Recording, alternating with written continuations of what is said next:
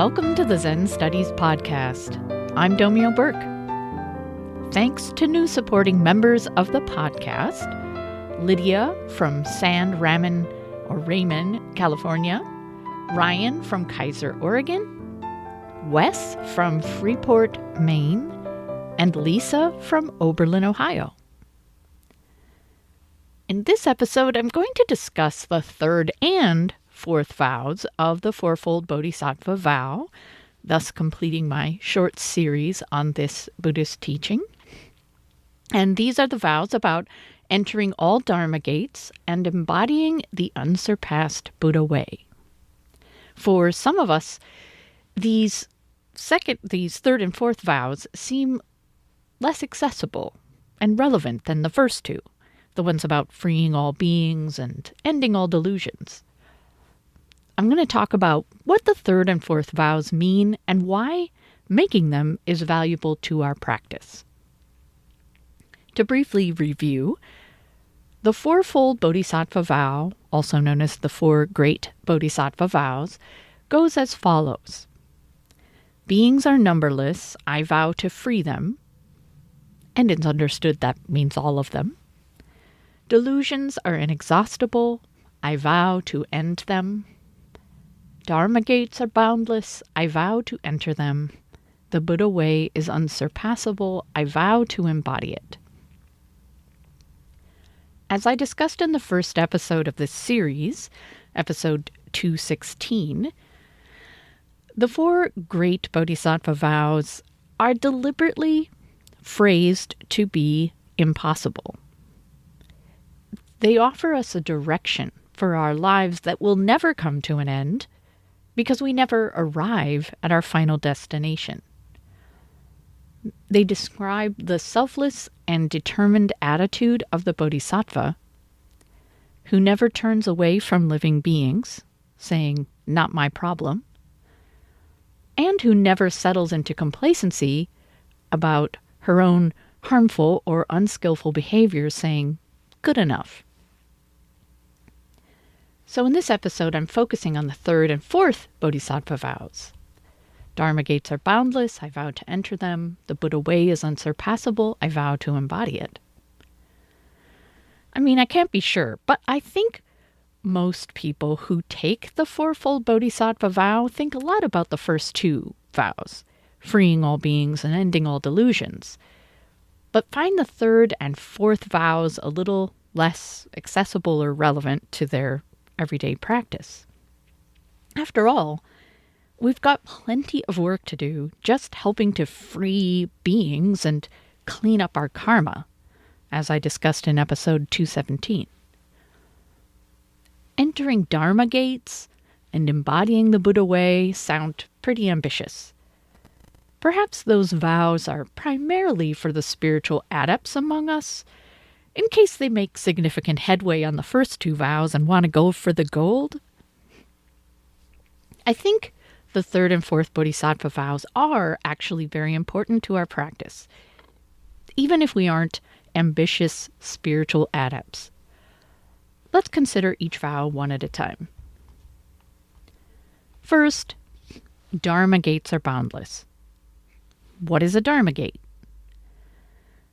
At its most basic level, this metaphor reflects our experience of encountering some kind of obstacle or limitation, and then finding our way through it, and thereby gaining access to something we have never experienced, understood, or manifested before. Any challenge or difficulty we encounter can be a Dharma Gate in the sense that it's an opportunity to recognize our delusions, to let go of self-concern, and to grow in wisdom, compassion, and skillfulness. Now, skillfulness is a very important component of our Bodhisattva aspiration. Skillfulness is a Mahayana Buddhist term that refers to the effective manifestation of wisdom and compassion in activity. We may have all the compassion in the world, But if we don't apply wisdom and real-life experience in our actions, we may end up doing more harm than good. Meaning well is essential, as is having the wisdom to see the best way forward, but skillfulness is where the rubber hits the road. It's where we interact with other beings and with the rest of the world. And we continue to work on our skillfulness all of our lives. Dharma Gates may appear as challenges in our relationships with family and friends, co-workers, Sangha members. Perhaps we have some difficulty being honest or having an open heart, drawing appropriate boundaries, letting ourselves be seen, truly listening to others, or refraining from comparing ourselves to others. The moral precepts are Dharma Gates. When we, for example, struggle to stop harmful behaviors, like rejecting or cutting off certain aspects of our experience, acting in careless, self-centered ways in order to get what we want by cheating or lying, relying on intoxication to get us through the day, or unleashing anger and feeling justified about it. Major life challenges that change our sense of ourselves and our lives are significant Dharma Gates, such as losing a job, suffering financially, health problems, disability, pain and loss of ability associated with aging, or loss of a loved one. Dharma Gates manifest as we try also to figure out how we fit in the wider world and what our responsibilities are. How should we respond to the deterioration of democracy, to obscene inequities in terms of wealth and physical well-being, to the accelerating destruction caused by global heating and humanity's unwillingness to offer a commensurate response? Small things that require us to grow and learn and explore new aspects of ourselves can also be Dharma Gates, like learning to play a musical instrument, or a sport, or dog training, or volunteering in your community. An aspiring bodhisattva turns toward any Dharma Gate they encounter with curiosity, willingness, and determination. Zen promises two things about any Dharma Gate. 1, there is a way through. 2, there is a reward for passing through. Greater wisdom, compassion, skillfulness, and/or freedom. It will be worth passing through.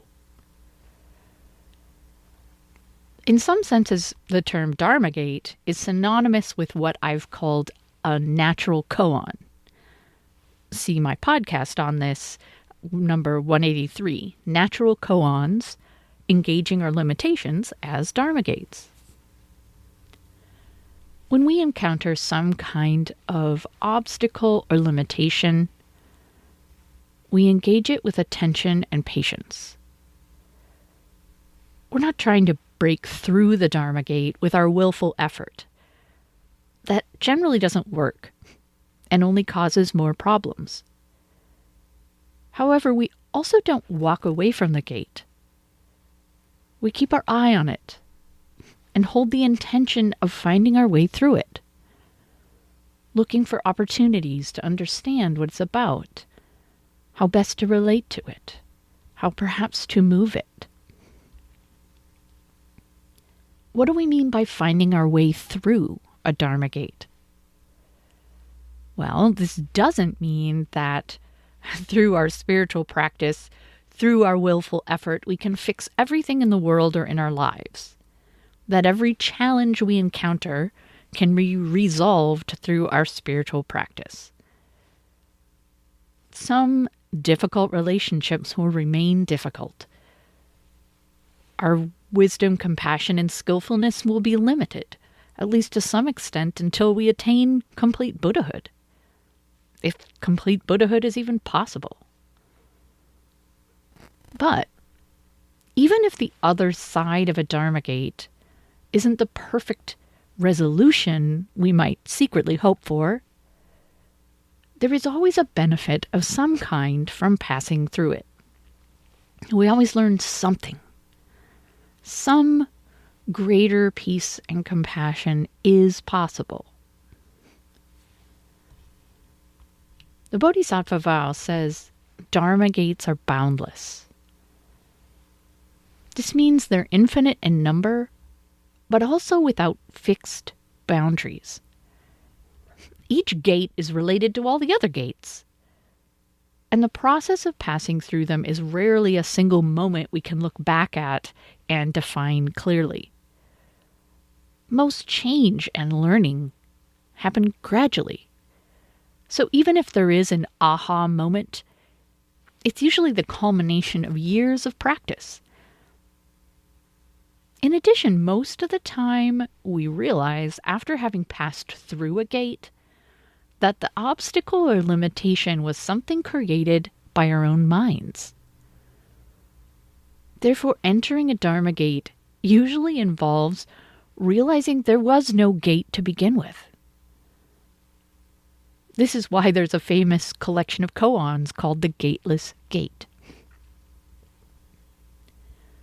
It can be challenging to keep working with our Dharma Gates when there's no obvious solution or when nothing feels resolved for a long time. Some challenges in our lives, like chronic health conditions or a troubled relationship, continue even after we've learned from them or had a significant positive shift in how we relate to them.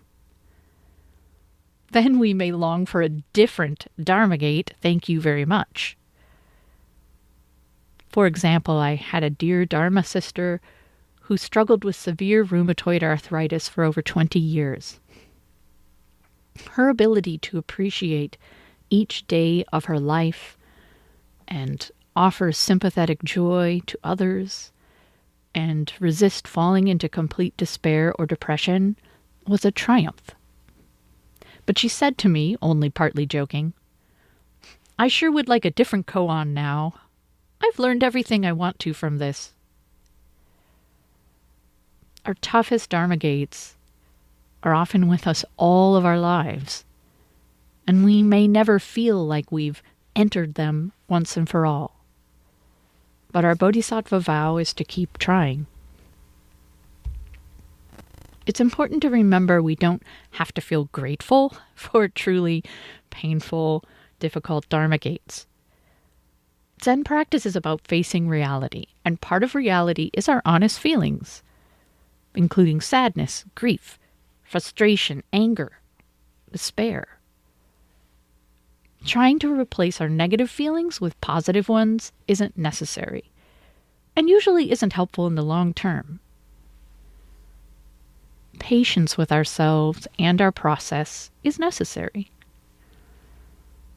Struggling with a Dharma Gate or feeling negative about it instead of celebrating it as a quote-unquote opportunity is not a moral failing, it's just human nature. What makes it all Bodhisattva practice is not giving up, is not turning away from the Dharma Gate saying, "I don't care about the greater wisdom, compassion, and skillfulness on the other side of this obstacle or limitation." Now, it is possible to get neurotic about trying to achieve any one of the Bodhisattva vows, to worry ourselves to death about saving others, or to try to put an end to every one of our delusions and harmful behaviors, or to obsess about what we don't yet understand or aren't yet able to do. Ideally, the Bodhisattva vows push us into a fruitful, dynamic place where we align our lives with their beautiful, profound ideals as best we can, awakening a sincere desire within us to move closer to them, but where we let go of trying to measure our progress. I see the vow about entering all Dharma Gates as a life-affirming vow, about being grateful for the opportunity of human life and about fulfilling our full potential as human beings. You might look at ending all delusions as fulfilling the pre-Mahayana ideal of cleaning up your karma in this life so you can get free of the cycle of rebirth, the goal of early Buddhism I discussed in the last episode. In the traditional worldview of karma and rebirth, even positive creative actions generated karma. It was just good karma, which led to a fortunate rebirth. The highest spiritual ideal was to stop generating any karma at all and avoid rebirth entirely. Others may disagree with me, but I think the vow to enter all Dharma Gates encourages us to keep learning and growing, becoming more skillful and beneficial. After all, the Bodhisattva doesn't mind being reborn in the world in order to keep working on his or her vows. The final vow of the Fourfold Bodhisattva Vow is the culmination of the other three vows and of practice itself. The Buddha way is unsurpassable. I vow to embody it. Other translations say we vow to become it, attain it, or accomplish it. This is quite the vow. Do most of us even realize what we're saying? We're saying we vow to attain Buddhahood. Even though, as this vow states, in keeping with the rest of the vows, this is impossible. The translation of this vow used at Zen Mountain Monastery is, "The Buddha way is unattainable. I vow to attain it."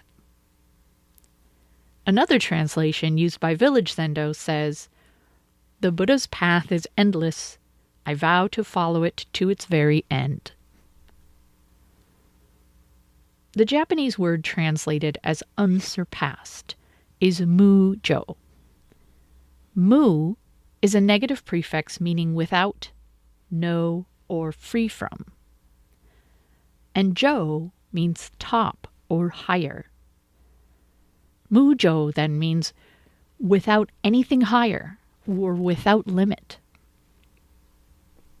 The word translated as embody or attain is also pronounced jo, but is different character, which can mean to become, reach, attain, or turn into.